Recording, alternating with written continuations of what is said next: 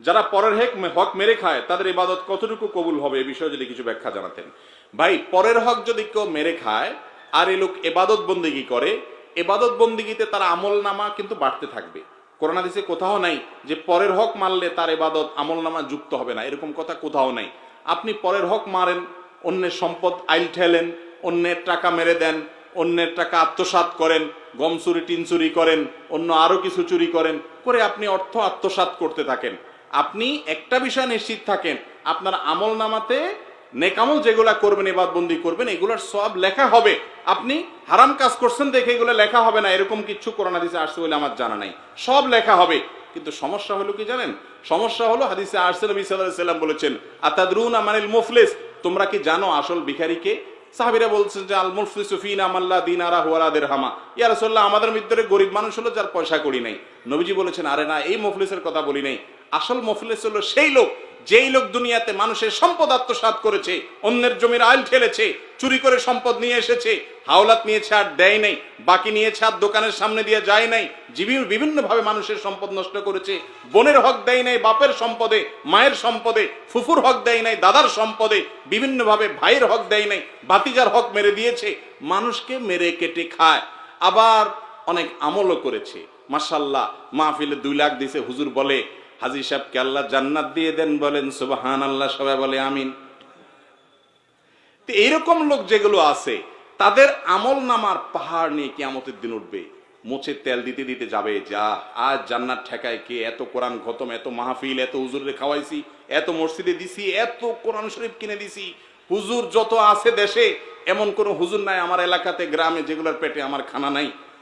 সবার পেটে খানা আছে, সব গরিবের পেটে খানা। কত দান সদকা করছি। আর কোরআন তেলাওয়াত, শুধু দান সদকা নাকি, হজ, উমরা, জিকির, আজকার, তাহাজ্জুদ, কপালে সিল, কত আমল করছি মাশাআল্লাহ। মোসে তাও দিতে দিতে যাবে জান্নাত, সামনে কত দূর কে জানে।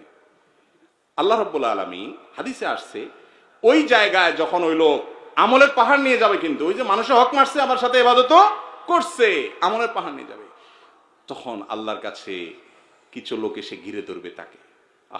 ঘিরে ধরে বলবে, আল্লাহ, এই যে লোক, ইয়া বড় হাজি সাহেব, গাজী সাহেব, শেখ সাহেব, মুফতি সাহেব, মালানা সাহেব, সভাপতি সাহেব, সেক্রেটারি সাহেব, কেশিয়ার সাহেব, সদস্য সাহেব, কমিটি সাহেব, অমুক সাহেব, তমুক সাহেব, এই সাহেব অনেক আমল করছে, আল্লাহ সব ঠিক আছে, মাগার আল্লাহ, আমি একজন রিকশাওয়ালা ছিলাম, অন্যায় ভাবে আমাকে একদিন একটা থাপ্পড় দিছে, ভাড়াটা দেয় নাই।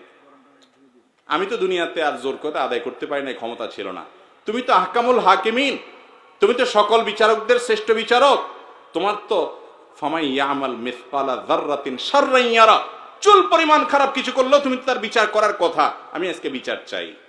আল্লাহ বলবেন, এখন তো আর টাকা ফেরত দেওয়ার সুযোগ নাই, ঠিক আছে, আমল যেগুলা কষ্ট করে নিয়ে আসছো ওখান থেকে তাকে কিছু দিয়ে মামলা নিষ্পত্তি করে দিবেন, যাও তুমি চলে যাও। আরেকজন আসবে, আরেকজন আসবে, আরেকজন আসবে, আরেকজন এসে বলবে, আমার আইল ঠেলছে আল্লাহ, আমি জানতাম না। আরেকজন বলবে, আল্লাহ, আমার লাউটা চুরি করে নিয়ে গেছে। আরেকজন বলবে, আল্লাহ, দোকান থেকে বাঁচি নিয়ে আর ধারে কাছে হাঁটে নাই। আরেকজন বলবে, আল্লাহ, বিচারের নাম দিয়ে আমার কাছ থেকে টাকা নিয়ে বিচার করছে, নেতা ছিল এলাকার। এক একজন এক এক মামলার আসামি, মামলার বাদীরা আসবে।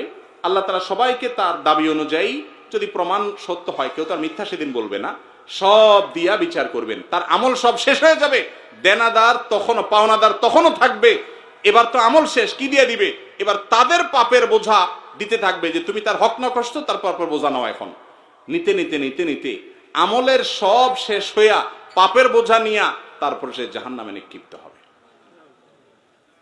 তাহলে অন্যের হক আত্মসাৎ করে, মানুষের হক নষ্ট করে, মানুষকে কষ্ট দিয়ে, মানুষের প্রতি অবিচার করে, আমলের পাহাড় আর ইবাদতের পাহাড় করে কোনো লাভ হবে? আল্লাহ আমাদেরকে বুঝার তৌফিক দান করুন। আমল খুব বেশি দরকার নাই বাবারে, ফরজ মেন আমলগুলা করেন, কোন মানুষের হক নষ্ট করিয়েন না। আপনি নিশ্চিন্ত থাকেন, আপনি জান্নাতে যাবেন ইনশাআল্লাহ।